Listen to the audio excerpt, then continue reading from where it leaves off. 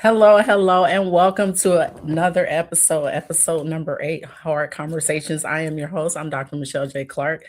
This is more than a podcast, guys. This is a place where we have hard conversations that many people avoid, but everyone needs. My goal is to create a space where it's honesty, respectful, meaningful conversations inspire us to think differently, grow personally, and challenge our perspective. Thank you for joining me today, and let's get started. Today, I am honored to welcome a man whose career has been defined by leadership, discipline, service, and excellence. Before becoming a respected entrepreneur, instructor, and content creator, Mr. Robert Simmons dedicated more than 2 decades of serving the people of New York City as a member of the New York Police Department. During his distinguished, law enforcement career, he rose through the ranks and retired as a lieutenant with the NYPD Highway Patrol, one of the department's most highly trained and specialized units. Following his retirement, Robert did not slow down. Instead, he reinvented himself by creating the nationally recognized brand Be the Boss of Your Motorcycle, where he has inspired and educated riders through confidence, discipline, safety, continuous learning. Today's Robert's message has reached more than 50,000 followers on Instagram and approximately 193 subscribers on YouTube. That is amazing. And today I am honored again to welcome Mr. Robert Simmons. However, we're setting the motorcycle aside today. And today we're going to talk to the man behind the badge, the leader behind the brand, and the lesson that helped shape the man so many people respect today. Robert, welcome to the Hard Conversations with myself. Thank you. Thank you for having me. And let me say, thank you for having me here. Every time somebody says, thank you for having me, I always tell them, I didn't have you, your mother did. But I'm super proud of you. I've told you this before, but I want to tell you now again, because I know we talked about you doing this, and here you are. So congratulations. Well, thank you. Thank you so much, Robert. You're I welcome. appreciate that. You're welcome. I have a couple questions for you. Before the uniform, before the badge, before even YouTube, before people even knew the name, who was Robert Simmons? Who was Robert Simmons? I don't even know how to answer that. Who was Robert Simmons? Was just a guy. Just a guy. I mean, what stage of my life are we talking about? After retirement. Oh, after retirement. Ooh, Robert Simmons was a guy that was happy to be retired. Robert Simmons was somebody that moved to a new state. It was just me and my wife, didn't know anybody here. And getting my new house together and just learning about everything it is to know about a house and inside and outside of the house. And that's who I was. I was just enjoying retirement. And then I became a police officer in Savannah. That lasted 11 months. And after that, that's when the YouTube thing started. Okay. Your audience know you for the words trust and believe. Mhm. Those words have become a part of your identity. Tell us the story behind them. What life experiences gave you those words and those meanings? I wish I had some deep story to tell you, but it all boiled down to what's most important as it pertains to learning how to ride these motorcycles, and it's trust and believe. You literally have to trust and believe that sufficient power is going to keep that wheel. I know you said we're going to step away from the motorcycles, but there's nothing deep behind trust and believe. That's literally what it is. When you trust it and you believe it, everything becomes so much easier, so much easier. Yeah, I think the trust is something that just is a part of me as well. But the believing part, it means a lot. When I first heard it, when I was on the out there with you on the trying to learn how to ride my bike, the believe part resonated because everything that I have foresee me doing, any bucket list or anything like that, I've always believed in myself to even trust that I could do that. So I'm glad you just kind of said what it really is, but That's all it for is. me, it resonated with me because I was like, okay, this is something I need to be doing because I do trust, and then I definitely believe to the point where I got it tattooed on me. So hey. Oh, well, listen. So I often ask people, hey, are you in a relationship? You married? Yeah. I said, how long you been married? And however long they say. And I go, all right, well, did you trust her 2 days after you met her? No. You have to earn trust. And somebody has to earn your trust. But if we're talking about people, but Right. as far as that feeling on that motorcycle, you got to trust it and believe it, right? You have to. And practice takes care of that. That's all. Practice takes care of that. Yeah. Okay. You teach confidence every day. Is there or has there ever been a season in your life where or when your own confidence was tested? If so, what happened and how did you get through that? Hmm. Hmm. I don't think so. If I'm sure it has been, but nothing comes to mind now. I've pretty much always had a higher level of confidence. Um, I feel like leadership is, I mean, you could take a leadership course, and I'm not saying they can't help you, but there's certain qualities I think that you have to already have in you. And a course can help them grow more because you don't know everything. And part of being a good leader is being open to learning and understanding you don't know everything. Um, but I've always been a pretty confident guy in anything that I do because anything that I really want to do and set my mind to doing, I'm all in. I'm going to be all in on it, no matter what it is. Sometimes that can be annoying because sometimes I don't want to be all into something. And I say to myself, don't even start it, Robert, because I know once I get into it, I'm in it. But, it's something ever test my confidence. I can't think of anything direct, but I'm pretty sure, as men, uh, our role is to approach women. And every time we do that, we put ourselves out there. And sometimes your confidence might be a little low in that area. You might be doubting yourself. Again, I would have to think about myself in a very young age to think about my confidence being tested or, once I got older and mature and I know what I bring to the table as a man, my confidence never wavered. Okay. Yeah. Mm, all right. What is one truth about leadership that people don't discover until they are the one making that difficult decision? That's, what, that's mainly it right there. You have to understand that every decision that you make is not going to be popular.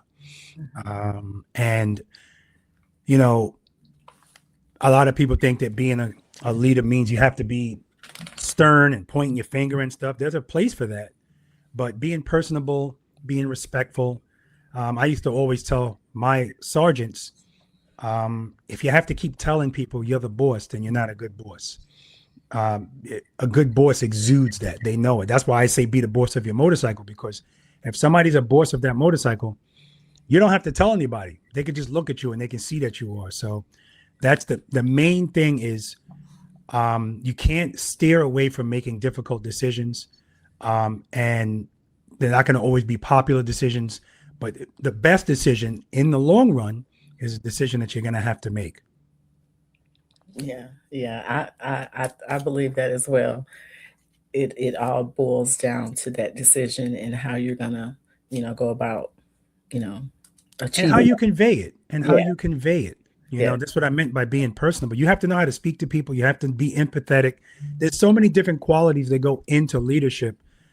Just being in a position as a leader doesn't make you a good leader. I mean, I've said that all the time in my career. I remember seeing some supervisors. Yes, they're in a leadership role. They're my boss, but they were terrible. They passed the test, and in my career, that's all you had to do is pass the test. Now you're a supervisor. And I would use those guys or gals as a model of what not to be. And then I would look at supervisors that were really good supervisors, and I would look at them and say, wow, that's a good quality. And you take the good, you take the bad, you put it all together and mix it in with what you already have, being genuine and being yourself. And that's another thing. Some people are just, they're not good people. So, and when you get, when not good people become leaders, it's terrible for the people that work under them. It really is, because I don't have to get into why it is, but it just is. You don't want to make people's lives miserable. People that have to listen to you. You don't want to make their lives miserable. So Mhm. it's a lot of things that, in my opinion, fall under the umbrella of being a good leader. Right, right. And that again, that's something that I've always said too. Just because you're a leader doesn't mean that you're a good leader. Listen, Everybody can't that, lead. yeah, and Yeah. that's including your household. Hmm. I'm speaking to the men now. If you're going to say you're a leader of that household, you have to be a leader. Now, being a leader as a man in the house, it's not going to just be your way or the highway all the time. Like, that's not what that's about. I'm still going to listen to, or you should still listen to your spouse and or whoever you're with, and hear their input. The final decision is going to be yours if that's the dynamic of your household. If it's not, usually there's a reason for that, Yeah. right? And you have to know your strengths and your weaknesses. You can be a leader, but it doesn't mean you know everything. Like I said, being a leader is also knowing when to listen. God gave you two ears and one mouth for a reason. Be reasonable, be logical, be mature, and usually things will, for the most part, I think that if you're a good leader, they will want to follow you, right? If you're leading them on the right path, they'll want to follow you. And as far as the household is concerned, especially if you're with a traditional woman, there's not going to be any problems there at all. But it's a big responsibility for somebody to say, okay, I'm going to let you lead. We're going to do things your way or whatever. Then you gotta know what you're doing. And if you don't feel bad about asking for help, from that person. Right, right, right. Robert, what's one hard conversation that you had with yourself that ultimately changed your life? I felt bad for you when I saw that you were going to have me on this show, and the main topic is hard conversations. And I say that because I don't have hard conversations. And what I'm referring to is, no conversation is hard for me. Well, it hasn't been yet. And again, this has a lot to do, in my opinion, with uh, how you live your life. More importantly, how you view life, how things affect you. My wife tells me all the time, I wish I could be like you. You're like a water off a duck's back. Nothing seems to bother you, right? And I design stuff like that. And what I'm referring to is, I talk often about not allowing any negativity on my YouTube channel. No negativity, right? But that's how I live my life too. No negativity. I don't tolerate negativity in any way. And I'm talking about, listen, have you ever heard the saying, it only takes a drop of oil to destroy the water supply in a submarine? Mm, So that drop of oil, sometimes it could take one family member to just destroy the rest of the family, because of their negative ways, whether they're an alcoholic, they're on drugs, they're in and out of jail, whatever the case. If it's something negative, that affects the family. But I often say things only affect you if you let them affect you. And listen, I know everybody's not like me. Um, I don't have a problem at all separating myself from somebody if they're negative, because that negative person is that drop of oil in the submarine. And all that's going to do is start to bring you down. And I've watched people let other people just bring them down. That their personality, I could just see it. They're not like they used to be. And it's because that person is like that and they're letting it affect them. No, no, no, no, no. That will never happen with me. And that is including everybody. I don't care who you are related to me. I can love you to death, but if you're negative, I gotta distance myself from you. It just is what it is. yeah, yeah. That is something that we as humans are so hard to, you know, distance ourselves from sometimes because my previous episode talk about titles and, just because this person is related to you and just because and all these things to where, you have to have that inner peace. And I definitely remember that when I was out there with you. Mm-hmm. You know, you have to, it's almost like I can't think of the saying, but it's almost like you are what you eat, right? Yeah. So whatever you believe. I'm gonna go back to that trust and believe. You say it's not meaningful, but it's meaningful to me. Yeah. You gotta trust and believe, and you Mhm. believe in yourself to the point to everything you speak, Yeah. you become eventually. So I tie that back to what you just said. And Yeah. you have to be insightful. You have to really look at yourself and you have to ask yourself, am I a positive person? Am I a logical person? Am I a mature person? Am I an empathetic person? Right. If I'm all of those things, if I know for a fact that I'm always thinking about other people, I'm always concerned about other people, what might affect them and stuff like that. If that's how I live my life and somebody is coming at me crooked, that's them. That's not me. I know what my intentions are. I'm not saying I'm perfect, and I'm not saying that sometimes I might not say something that somebody is affected by in a way that I didn't intend. Mhm. But my point is, if I know I'm living a righteous life, Mhm. I can't let somebody come in and disturb my peace, right? Right. Disturb my peace. And so, hard conversations. I've had conversations that I felt had to be had. So, and this is something my wife, she'll try to avoid this at all costs, right? And I understand if it's a hard conversation, it's hard for them, and really it's a conversation that needs to be had, and that's how I would look at it. And I would tell her, listen, if you don't have this conversation now, it's just going to fester, and then later on, it's going to be much bigger. Have the hard conversation now, especially since you're having it with somebody that knows that you care about them and you don't have any malicious intent. So whatever you have to say may sting in that moment right there. And that's fine because that's a normal, natural human reaction. But when the smoke clears, everything will be fine. And if everything isn't fine, then there was already issues there, Right. you know? Right. I'm going to take that. That was pretty much the question that I had was a piece of advice, but I think that was a good piece of advice.